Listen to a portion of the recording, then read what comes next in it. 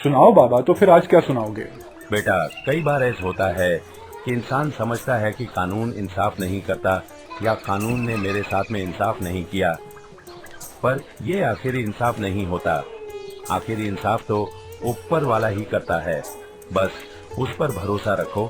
आज मैं तुझे एक ऐसी ही कहानी सुनाता हूँ। अच्छा अच्छा, ठीक है बाबा, सुनाओ। एक बार एक छोटे से शहर में एक मोहम्मद नाम का आदमी रहता था। वो अकेला था, बहुत ही गरीब था। वो बहुत कमजोर भी था और टूटे फूटे घर में रहता था। उसके बावजूद भी वो अपने रब को बहुत याद किया करता था। आसपास के लोग उसे कुछ खाने को दे जाते थे, पर कुछ लोग उस बेचारे को अच्छा नहीं समझते थे। तो फिर एक दिन, या अल्लाह, आज तो आपने मेरी सुन ही ली। आज मेरे लिए तुमने मेरा रिजक भेज दिया। तो मोहम्मद ने उस गाय को मार दिया। तभी गाय का मालिक अपनी गाय को ढूंढता वहां आ गया।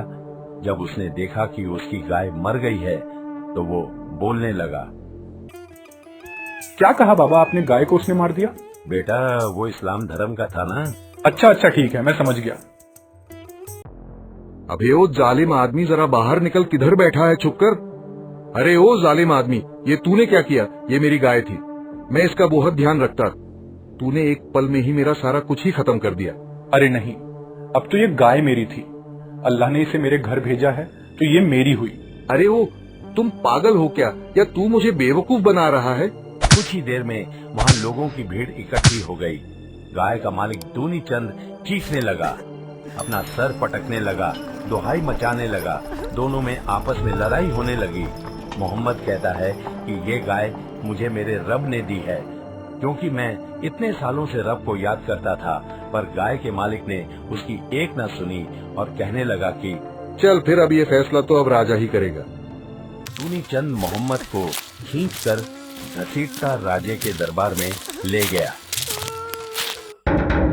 राजा जी, मेरी एक गाय थी जो कि इस जालिम के घर बेचारी चली गई।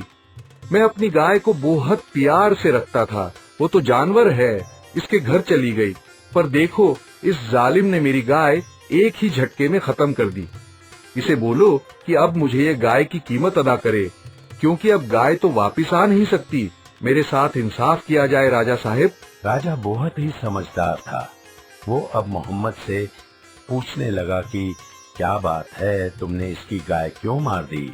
तो मोहम्मद कहता है कि राजा जी, आप किसी से भी पूछ लो, मैं कई वर्षों से अल्लाह के आगे दुआ करता था, तो आज अल्लाह ने मेरी फरियाद सुन ली, मेरे घर गाय भेज दी।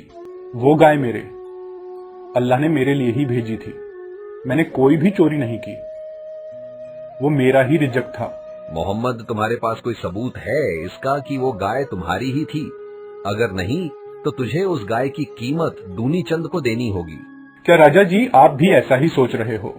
तो फिर इसका सबूत तो मेरा अल्लाह ही देगा। चलो ठीक है, मैं तुझे कल तक का वक्त देता हूँ। कल तक कोई सबूत दे देना, नहीं तो फिर तुम्हें उसकी कीमत चुकानी पड़ेगी। नहीं तो तुझे कारागार में डाल दिया जाएगा।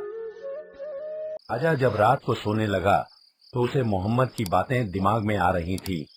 राजा इस फैसले के बारे में ही सोचता रहा और सो गया। तो राजा को एक सपना आया, जिसमें राजा ने एक जंगल में एक झोंपड़ी के पास एक फकीर को देखा। फकीर राजा को कह रहा था कि राजा जी, फैसला करने से पहले एक बार मेरे पास आना। अरे, ये मैं कैसा सपना देख रहा था? मैं सुबह होने से पहले ही फकीर के पास जाऊंगा। राजा उसी वक्त उस फकीर से मिलने चला गया। जंगल में जाकर राजा को वहीं झोंपड़ी दिखाई दी।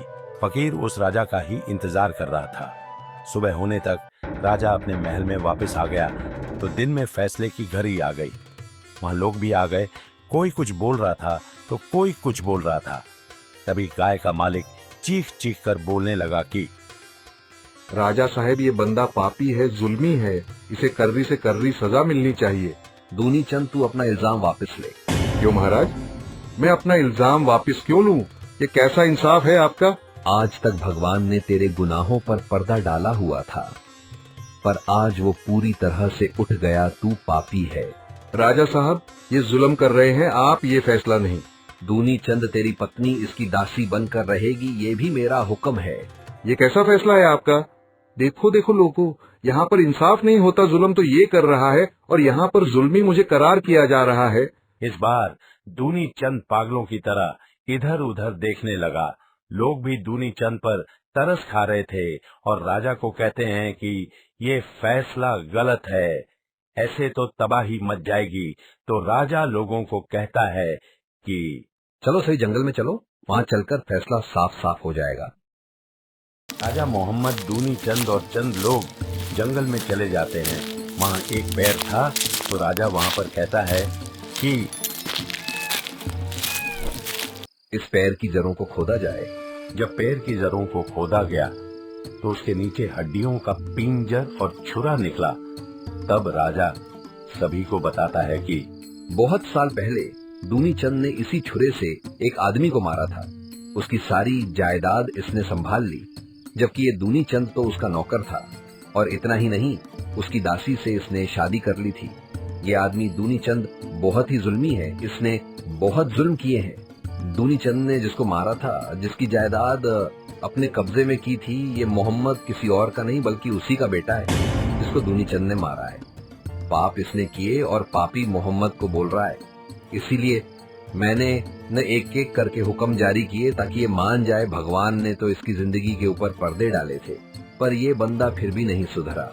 तभी दूनी चंद की पत्नी को बुलाया गया तो उसने सारी सच्चाई सभी को बताई और सारा सच सभी के सामने आ गया। अब लोग राजा साहब से माफी मांगने लगे और कहने लगे कि दूनी चंद को मौत की सजा सुनाई जाए। तो फिर ऐसा ही हुआ। दूनी चंद को उसी पैर के साथ बांधकर मारा गया। तो इस तरह मोहम्मद की फरियाद सुनी गई, उसकी जायदाद उसे वापस मिल गई और वो जो झोंपड़ी वाला फकीर था, वो गवाह था, उसके मन को भी इससे शांति मिल गई। मैंने राजा को इस राज की बात बताकर बिल्कुल सही किया।